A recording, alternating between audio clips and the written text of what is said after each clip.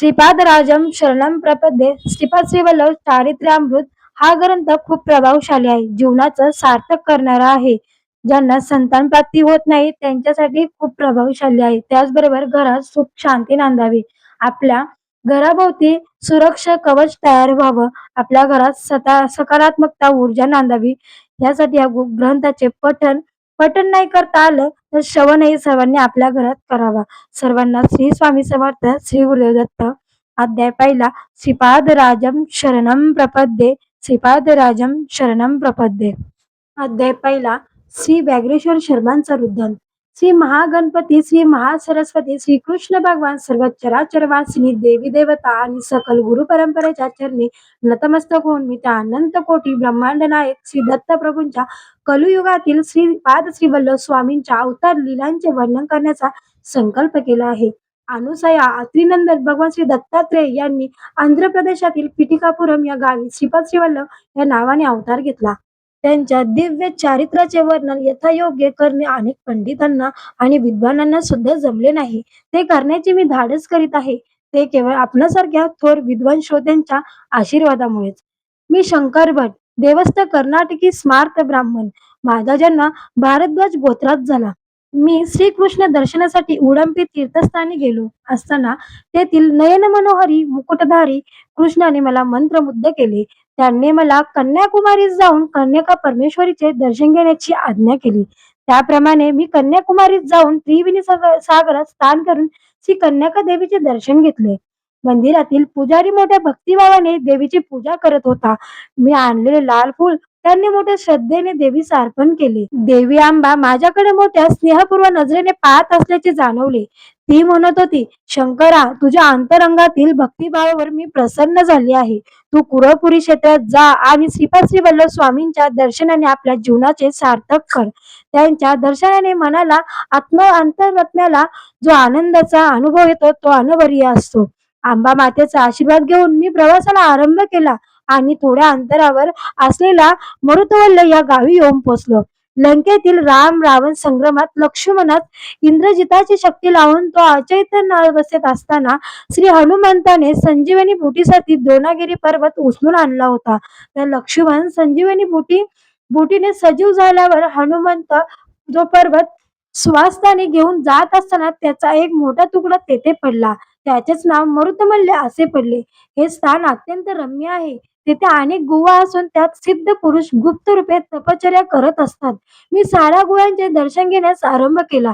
एका गुहेच्या आत गेलो तेव्हा आत एक वाघ शांत बसलेला दिसला. त्याला पाहताच माझ्या अंगावर कापरे भरले आणि घाबरून मी एकदम श्रीपाद श्रीवल्लभ असे जोरानं ओरडलो. त्या निर्जीव अरण्यात माझ्या आरोळीचा प्रतिध्वनी इतक्या मोठ्या आवाजात ऐकू आला. त्या आवाजाने त्या गुहेतून एक वृद्ध तपस्वी बाहेर आले आणि म्हणाले, बाप रे, तू धन्य आहेस. या अरण्यात श्रीपाद श्रीवल्लभ या नावाचा प्रतिध्वनी आला.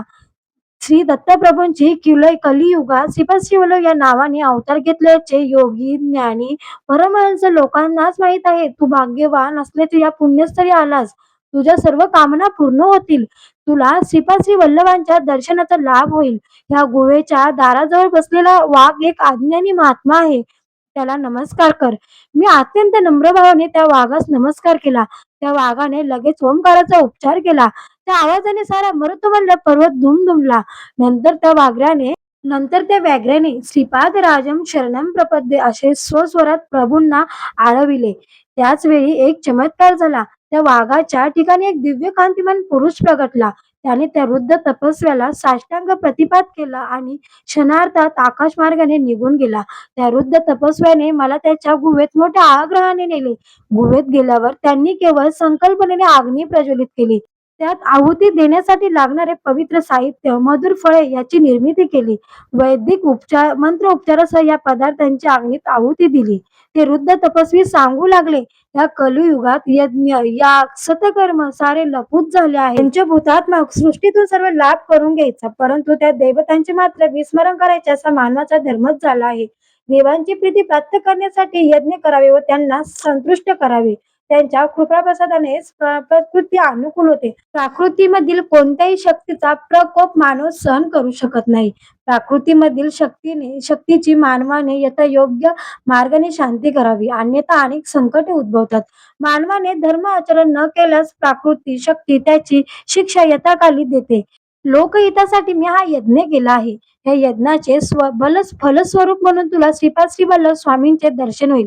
जन्मजन्मीचे पुण्य फळास आले म्हणजे असे लाभ घडतात. त्या वृद्ध तपस्व्याच्या मुखातून वाहणाऱ्या या पवित्र वाक्यगंगा प्रवाहाने मी अगदी भारावून गेलो आणि अत्यंत नम्रतेने त्यांना साष्टांग दंडवत घातले.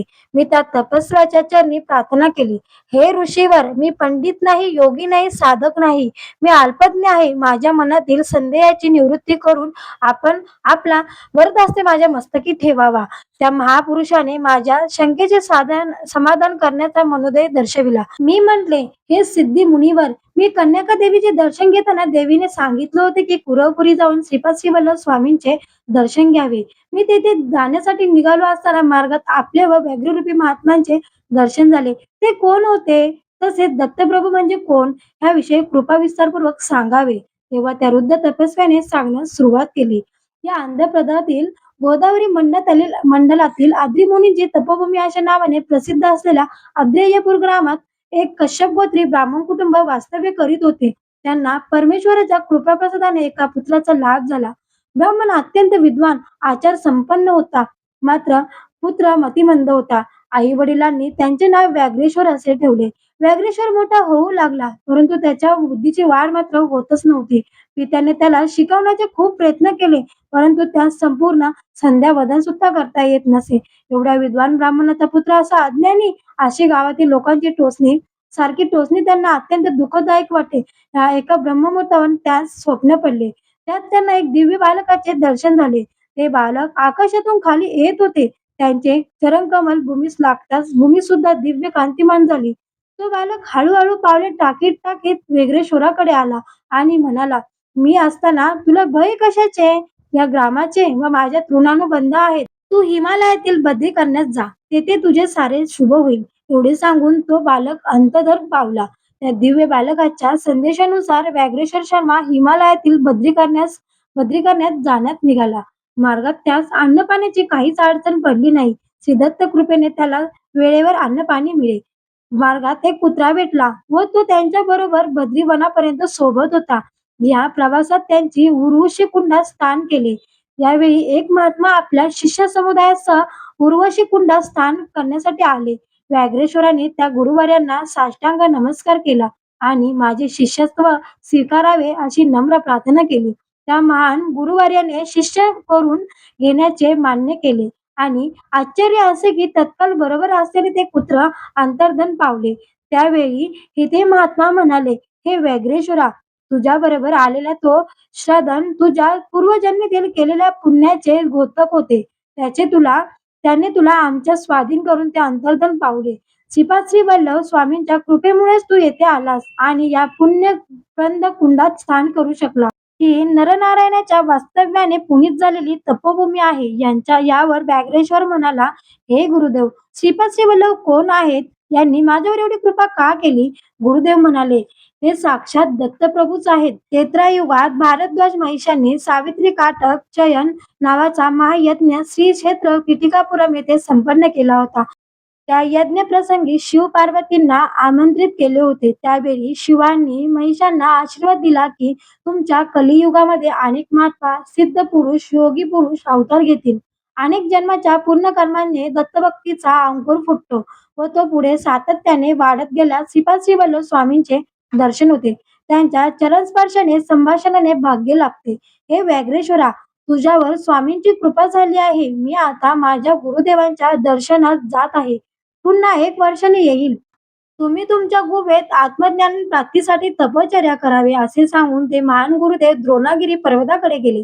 व्याघ्रेश्वर गुहेत ध्यान करू लागला, परंतु त्याचे सारे ध्यान व्याघ्र रूपाकडेच असे. याचा असा परिणाम झाला की त्याला इच्छित असलेले वाघाचे रूपच प्राप्त झाले. 1 वर्षाचा काळ लोटला. गुरुदेव यात्रा करून परत आले. त्यांनी सर्व गुहा बघितला. प्रत्येक शिष्याच्या 1 वर्षात झालेल्या प्रगतीचा ते आढावा घेत होते. एका गुहेच्या आत गेले तेथे त्यांना एक वाघ ध्यानस्थ बसलेला दिसला. त्यांना अत्यंत आश्चर्य वाटले. त्यांनी अंतर्ज्ञानाने ओळखले की तो वाघ दुसरा कोणी नसून व्याघ्रेश्वरच आहे. व्याघ्र रूपाचे सतत ध्यान केल्याने त्याला व्याघ्र रूप प्राप्त झाले हे त्यांनी जाणले. त्यांनी त्याला आशीर्वाद देऊन ओंकाराचा मंत्र शिकवला व श्रीपादराजम शरणम प्रपद्ये हा मंत्र जपण्यास सांगितला.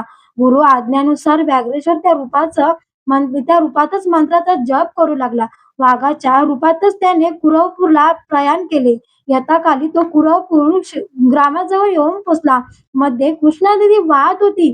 तो अलीकडील तीरावर बसून श्रीपादराजम शरणम प्रपद्ये या मंत्राचा जप करू लागला. वाघाच्या रूपातच त्याने कुरवपूरला प्रयाण केले. यथाकाली तो कुरवपूर ग्रामाजवळ येऊन पोचला. मध्ये कृष्णा नदी वाहत होती. तो अलीकडील तीरावर बसून श्रीपादराजम शरणम प्रपद्ये या मंत्राचा जप करू लागला. श्रीपाद श्रीवल्लभ कुरवपूर ग्रामात आपल्या शिष्यासह बसले होते. ते एकदम उठले आणि माझा परमभक्त मला हाक मारतो आहे असे म्हणून नदीच्या बैलतीरास येण्यास निघाले. ते पाण्यातून चालताना त्या ठिकाणी एक एक कमळाचे फूल उमलत होते व ती फुले फारच सुंदर दिसत होती.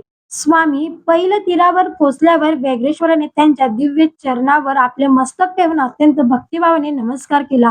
स्वामींनी अत्यंत आनंदाने त्या वाघाचे मस्तक कुरवाळले व त्यांच्यावर स्वार होऊन पाण्यातून ते कुरवपूरला पोचले. वाघावर बसून आलेले बघून सर्वांना आश्चर्य वाटले. ते वाघावरून उतरताना त्या वाघाच्या शरीरातून एक दिव्य पुरुष बाहेर आला.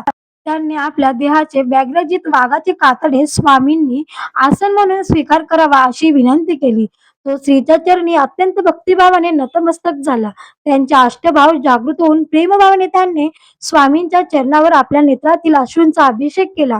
मोठ्या प्रेमभराने स्वामींनी त्यांना उठवले आणि म्हणाले, हे व्याघ्रेश्वरा, तू एका जन्मात अत्यंत बलशाली असा मल्ल होतास. तेव्हा तू वाघाशी युद्ध करून त्यांना अति क्रूरतेने वागणूक देत होतास. त्यांना वेळेवर अन्नपाणी सुद्धा देत नव्हतास. त्यांना साखळीने बांधून लोकांच्या प्रदर्शनासाठी ठेवीत होतास. या दुष्कर्मांमुळे तुला अनेक नीच जीवजंतूंच्या योनीत जन्म घ्यावा लागला असता, परंतु माझ्या अनुग्रहाने हे सारे दुष्कर्म हरण झाले आहेत. या दीर्घ काळात व्याघ्र रूपात राहिल्यामुळे तुला इच्छेनुसार वाघाचे रूप धारण करता येईल व सोडता येईल.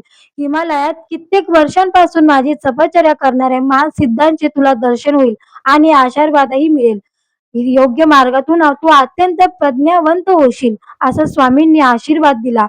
स्वामी पुढे म्हणाले, तू हिमालयात एक वाघ अत्यंत शांत बसलेला पाहिला होतास ना, तो एक महात्मा आहे. तपश्चर्या करणारा संत पुरुषांना सामान्य लोक व इतर वन्य प्राण्यांपासून त्रास होऊ नये म्हणून त्याने ते व्याघ्र रूप धारण केले होते व तो त्यांचे संरक्षण करत होता. गुहेतून तपश्चर्या करणारे संतांचे परस्पर वर्तमान कळविण्याचे काम सुद्धा तो वाघ मोठ्या आनंदाने करत असे. ही सगळी दत्तप्रभूंचीच लीला. श्रीपाद श्री वल्लभांचा जय जयकार असो. श्रीपादराजम शरणम प्रपद्ये.